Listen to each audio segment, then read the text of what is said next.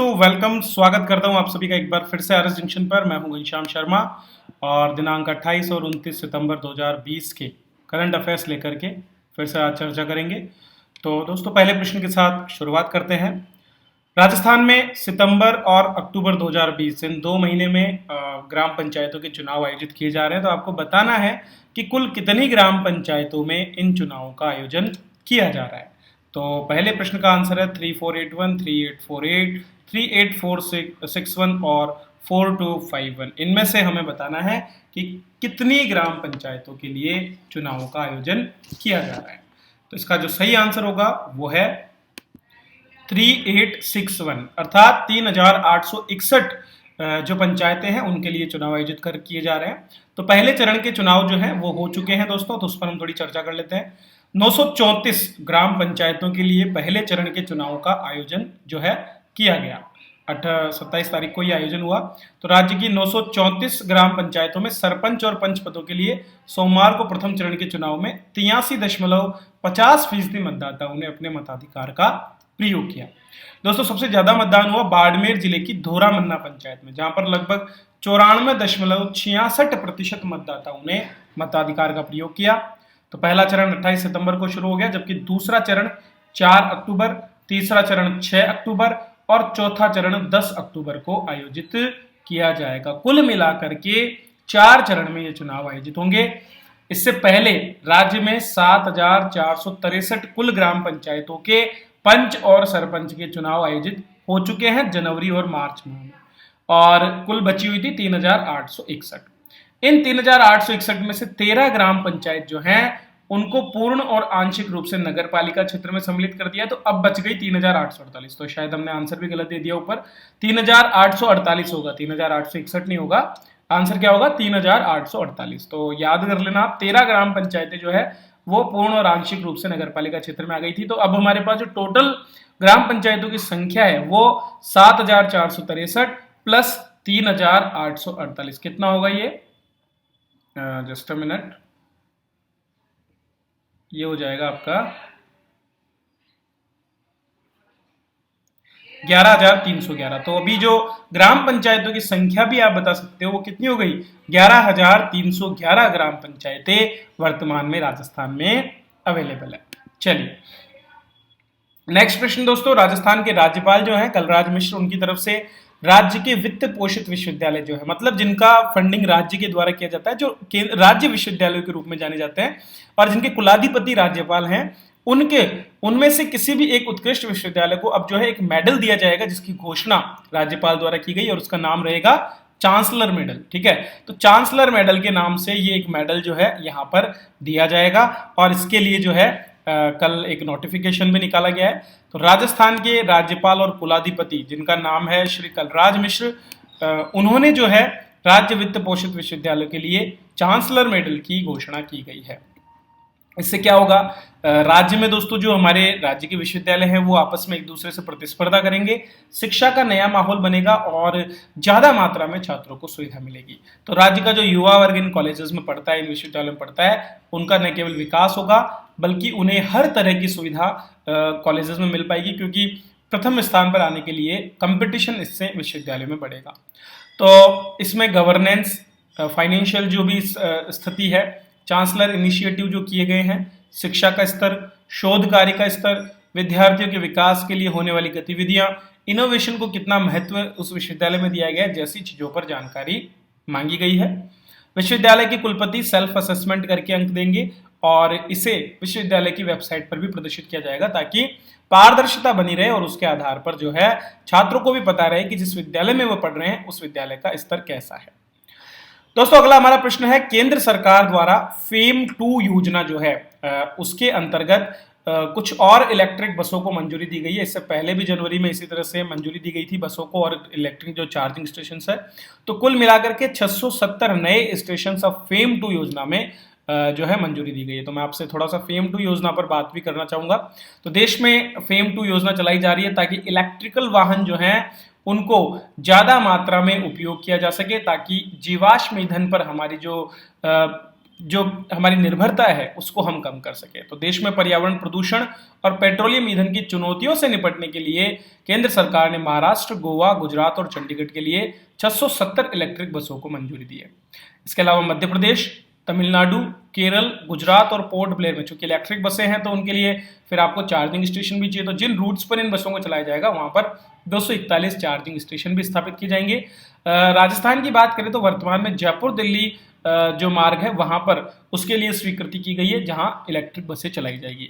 ये सौगात fame India योजना जो है उसके चरण 2 के लिए की गई। महाराष्ट्र में 240, गुजरात में 250, गोवा में 100 और चंडीगढ़ के लिए 80 ई बसें मंजूर की गई है।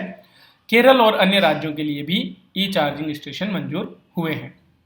अप्रैल 2015 से ये योजना चलाई गई थी जिसका नाम है फेम अर्थात faster adaptation and manufacturing hybrid and electric vehicles, fame, इस तरह से इस योजना को नाम दिया गया है। इसमें कोशिश की जा रही है कि तकनीकी रूप से हम और ज़्यादा विकास कर सकें ताकि इलेक्ट्रिक व्हीकल्स को हम आगे बढ़ा सकें और जो जीवाश्म निर्भरता है वो कम हो, जिससे देश में न केवल आयात की वजह से जो हमारा घाटा रहता है, व्यापार घाटा, वो भी कम होगा और इसके साथ साथ देश में पर्यावरण की स्थिति में भी सुधार होगा। इसका दूसरा चरण 1 अप्रैल 2019 से शुरू किया गया था और जो दूसरा चरण है इस चरण में दोस्तों कुल मिलाकर के 10,000 करोड़ रुपए का आवंटन किया गया है, जिसमें 7,000 बसें, 5 लाख ई तिपहिया, 55,000 ई 4 पहिया कारें और 10 लाख ई 2 पहिया वाहनों को मंजूरी देना है। और इसके लिए जो भी राज्य हैं जैसे दिल्ली और इन राज्यों में आप देख रहे होंगे कि ई वाहनों को खरीदने पर जो है सब्सिडी भी सरकार की तरफ से दी जा रही है, जिसमें फंडिंग इसी योजना के तहत हो रही है। चलिए दोस्तों, राजस्थान से जुड़े एक और प्रश्न पर हम चर्चा करते हैं। सांभर झील, दोस्तों सांभर झील हाल ही में चर्चा में रही नवंबर माह में, जब बड़ी मात्रा में जो है कई पक्षियों की वहां पर मौत हुई थी और उसी चीज को लेकर के सांभर झील के विकास और प्रवासी पक्षियों के संरक्षण के संबंध में सुझाव और रिपोर्ट देने के लिए एक एक्सपर्ट कमेटी का गठन किया गया हाई कोर्ट द्वारा। तो कुल 7 सदस्यीय ये एक एक्सपर्ट कमेटी होगी जिसका गठन इसके लिए किया गया है। दोस्तों इसके बारे में थोड़ा सा हम चर्चा कर लेते हैं। तो ये 7 सदस्यीय एक्सपर्ट कमेटी के लिए ऑर्डर्स दिए गए किसके द्वारा? न्यायाधीश इंद्रजीत महंती के द्वारा। तो हमारे न्यायाधीश हैं इंद्रजीत महंती, जिनकी बेंच ने जो है इसमें सुनवाई की, डबल बेंच थी, उसके द्वारा खंडपीठ के द्वारा ये सुनवाई की गई और 7 सदस्यीय एक्सपर्ट कमेटी के गठन का आदेश दिया गया। वन विभाग के मुखिया इसके अध्यक्ष होंगे और कमेटी में 3 विशेषज्ञों के साथ ही उद्योग, पर्यावरण, वन और पशुपालन विभाग के अधिकारियों को शामिल किया गया है।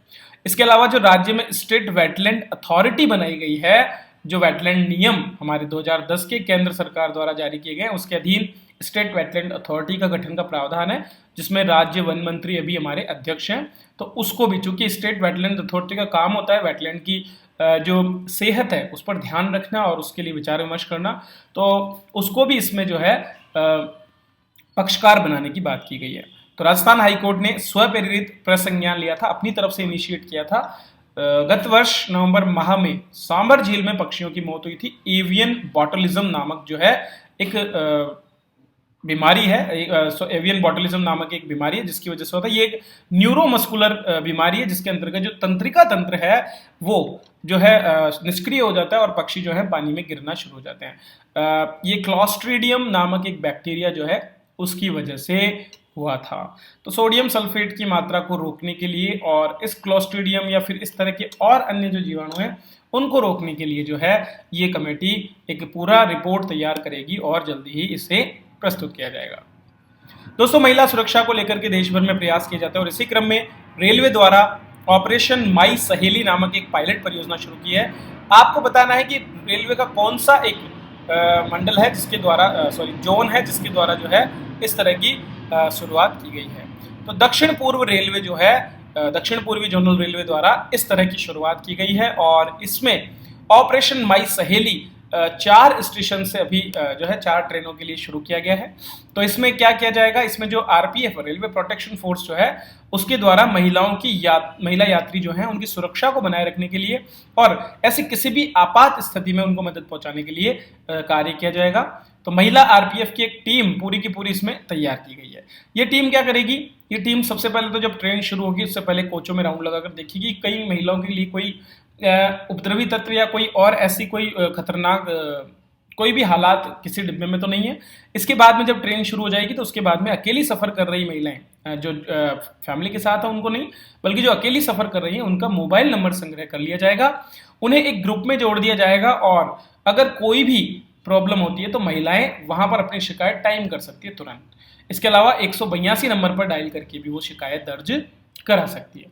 तो ये निश्चित रूप से महिलाओं के लिए एक बेटर स्थिति होगी जिसमें वे अपने आप को सिक्योर महसूस कर पाएंगी। तो देखा दोस्तों, ये थे आज के करंट अफेयर्स जिन पर हमने चर्चा की।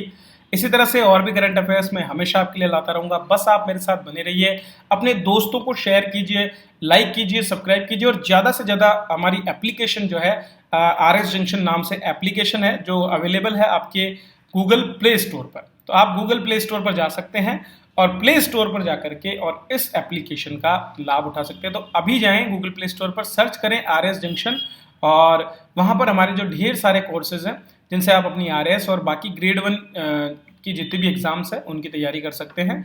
बहुत अलग अलग सब्जेक्ट्स के कोर्सेज हम वहाँ बना रहे हैं और जल्दी आपको कुछ और नए कोर्सेज भी मिलेंगे। चलिए, तो इसी के साथ मैं आपसे विदा लेता हूँ, मिलते हैं अगली क्लास में, तब तक धन्यवाद।